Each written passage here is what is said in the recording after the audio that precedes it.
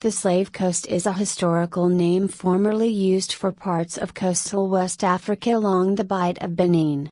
The name is derived from the fact that it was a major source of African slaves during the Atlantic slave trade from the early 16th century to the 19th century. Other nearby coastal regions historically known by their prime colonial export are the Gold Coast, the Ivory Coast, and the Pepper Coast, or Grain Coast. History. According to most research, the beginnings of the slave trade in this area are not well documented. It is difficult to track the development of trade in this area and its integration into the transatlantic slave trade before about 1670, when European sources begin to document this trade. The slave trade became so extensive in the 18th and 19th centuries that an Atlantic community was formed.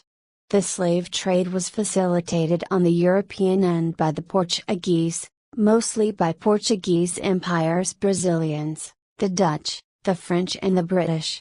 Slaves went to the New World, mostly to Brazil and the Caribbean.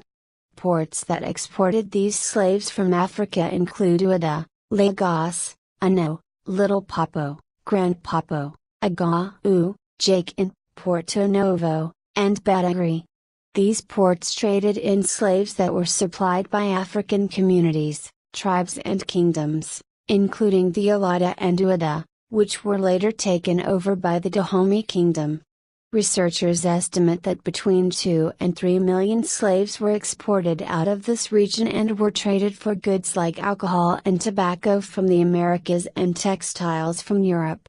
Current estimates are that about 12 million Africans were shipped across the Atlantic from West Africa, although the number purchased by the traders is considerably higher.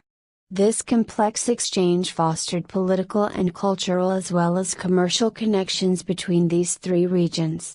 Religions, architectural styles, languages, knowledge, and other new goods were mingled at this time.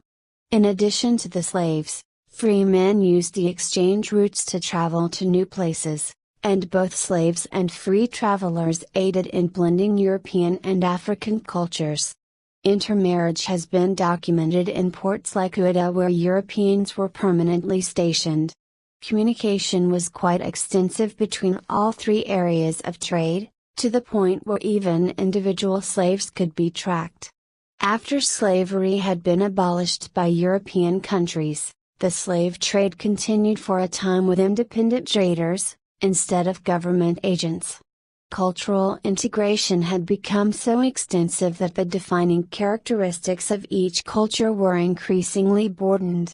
In the case of Brazilian culture, which had differentiated itself from Portuguese culture through its combination of African, Portuguese and New World traditions, Brazilian style dress, cuisine and speaking Portuguese had become the main requirements for Brazilian identity, regardless of ethnicity, religion, or geographic location.